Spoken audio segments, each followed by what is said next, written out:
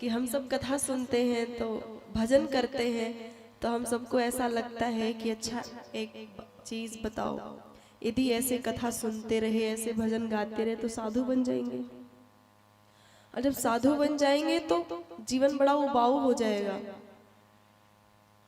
जब साधु बन जाएंगे तो जीवन बड़ा उबाऊ हो जाएगा, ना कोई खबर, ना कोई न्यूज़पेपर, ना कोई मूवी, ना कोई पिक्चर, ना कपड़े लत्ते, कुछ जीवन बड़ा उबाऊ होता होगा। एक गेरुआ वस्त्र धारण करके, कहीं मिला रोटी तो खा लिया, नहीं मिला तो रोटी भी नहीं पाया, तो जीवन बड़ा उबाऊ होता होगा उस समय। कैसे लोग साधु बन जाते होंगे। तो यहाँ बात यह है कि सही बात यही है कि साधु बनने के बाद मन उबता नहीं है बल्कि और शांत हो जाता है। क्योंकि उबना और नहीं उबना, ज्यादा गुस्सा हो जाना, कम गुस्सा होना, ज्यादा खुश हो जाना, ज्यादा दुखी हो जाना, ये सब मन का स्वभाव है। मन ही ये सब करवाता है।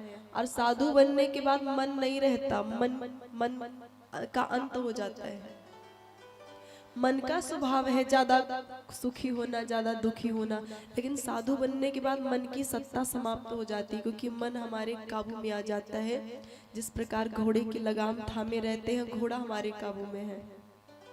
जरा सा वो थोड़ा कोशिश भी किया तो लगाम खींचा तो तुरंत शांत हो जाएगा।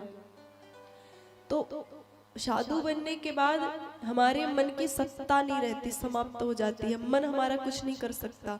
और ये ऊबना, ये सब मन का स्वभाव है। एक बार एक व्यक्ति था, उसको लॉटरी लगी, 10 लाख की लॉटरी लग गई। उसकी पत्नी ने सोचा कि पति को बताऊंगी कि 10 लाख की लॉटरी लगी है तो खुशी के मारे हार्ट अटैक से मर जाएगा। तो क्या करे, कैसे बताए। पड़ोस में एक व्यक्ति था, समझदार था, बुद्धिमान था। उससे जाकर के बोली कि 10 लाख की लॉटरी लगी है, पति को कैसे बताए, मरने का डर है, कहीं मर न जाए खुशी के मारे। तब पड़ोसी ने कहा कि मैं संभाल लूंगा, चिंता मत करो। पत्नी ने कहा एक काम करो, मेरे पति से धीरे धीरे बताए, से कभी एक बार कहना 50,000, फिर 1 लाख, फिर कहना 2 लाख, 3 लाख, धीरे धीरे आगे बढ़ोगे तो उसको हार्ट अटैक नहीं आएगा।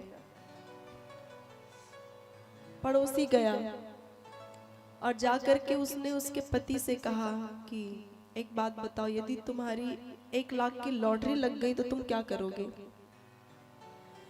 तो उसने कहा कि अगर मेरी 1 लाख की लॉटरी लग गई तो 50,000 मैं तुम्हें दे दूंगा। अब जैसे ही बोला 50,000 मैं तुम्हें दे दूंगा, बस पड़ोसी को ही हार्ट अटैक आ गया। कहा कुछ नहीं पाना था, वहां 50,000। और उसने कहा 1 लाख की लॉटरी लगी होगी, 50 दे दूंगा, जब कहूंगा 10 लाख की लॉटरी लगी तो 5 लाख दे देगा। सोच के हार्ट अटैक आ गया। तो ये मन का स्वभाव है, ज्यादा खुश हो जाना, ज्यादा दुखी हो जाना। जो व्यक्ति तुरंत खुश नहीं होता, तुरंत दुखी नहीं होता, जो एक सहज भाव में रहता है, वो सुखी रहता है। हम अचानक सुखी खुश हो जाते हैं, अरे अरे हाँ ये हो गया, वो हो गया, और अचानक दुखी हो जाएंगे। यही चलता रहता है जीवन भर। पर साधु बनने के बाद मन रहता ही नहीं ना, मन की सत्ता नहीं रहती।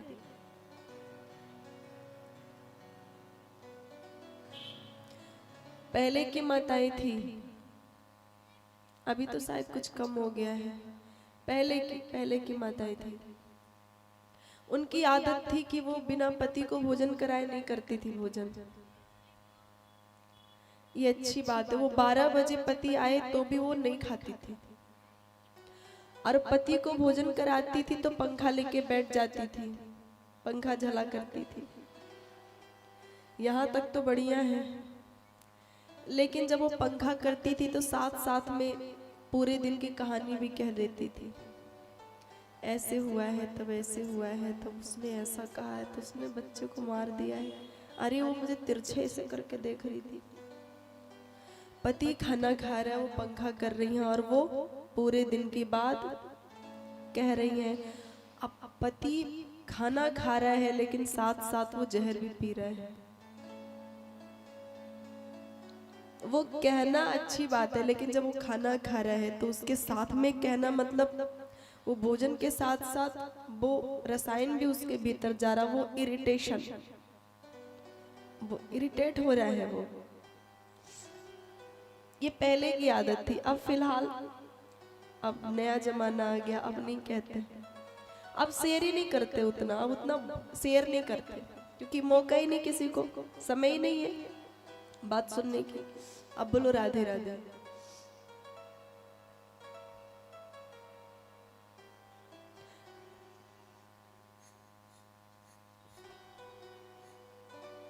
हम कह रहे थे कि साधु बनने के बाद मन की सत्ता नहीं रहती है, मन शांत हो जाता है, विवेक जाग जाता है। कल आपने कथा सुनी है कि परीक्षित जी को शाप मिला। कल कौन कौन लोग आए थे? हाँ तो बताइए कथा कौन सी थी कल?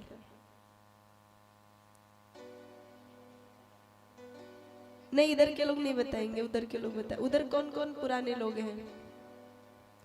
पुराने कौन कौन है? एक दो, बाकी सब नए नए लोग हैं। पुराने हैं। कल कौन सी कथा हुई थी? कल धुंधकारी की कथा हुई थी।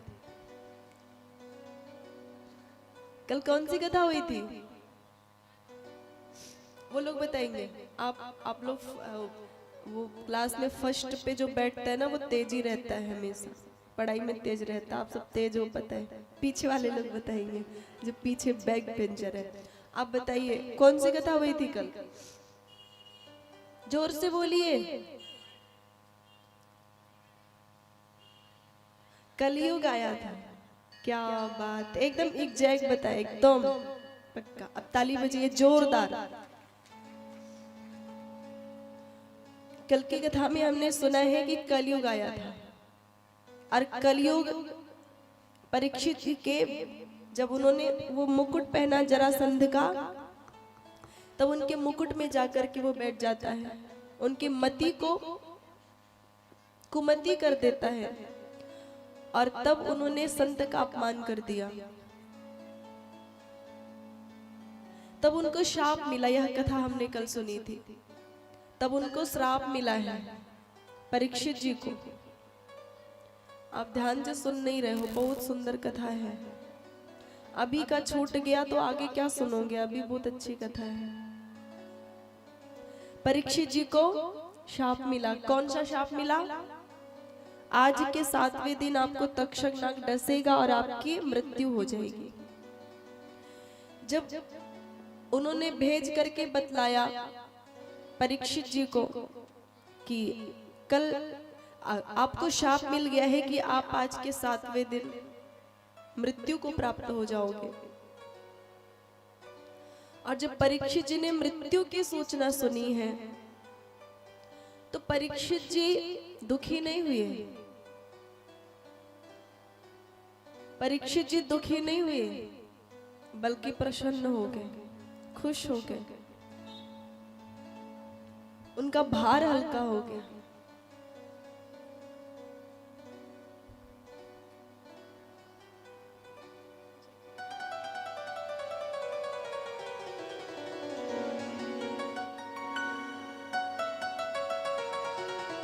श्री राधा, आपका बहुत बहुत स्वागत है। आप सब ताली बजा करके स्वागत करो।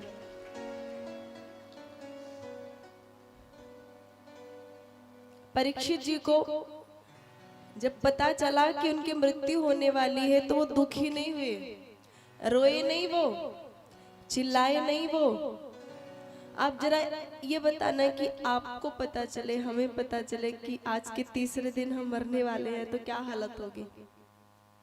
अगर पता चले कि अब हम जीवित नहीं रहेंगे तो पहला काम क्या होगा आपका? रोएंगे, खूब रोएंगे, इतना रोएंगे कि 3रे दिन मृत्यु होनी है पर आज ही बिस्तर पकड़ लेंगे रोते रोते। यदि हमें पता चले कि हमारी मृत्यु होने वाली है तो हम रोएंगे, राम राम नहीं कहेंगे कि अब यहाँ का सफर पूरा हुआ, अब चलते हैं दूसरे सफर पे। अब अपने असली साथी के पास जाना है, अब यहाँ का पूरा हो गया जीवन। ये नहीं होता। हमें क्या होता है, नहीं जाऊंगा, नहीं जाऊंगा, दवाई करवाओ, नहीं जाऊंगा,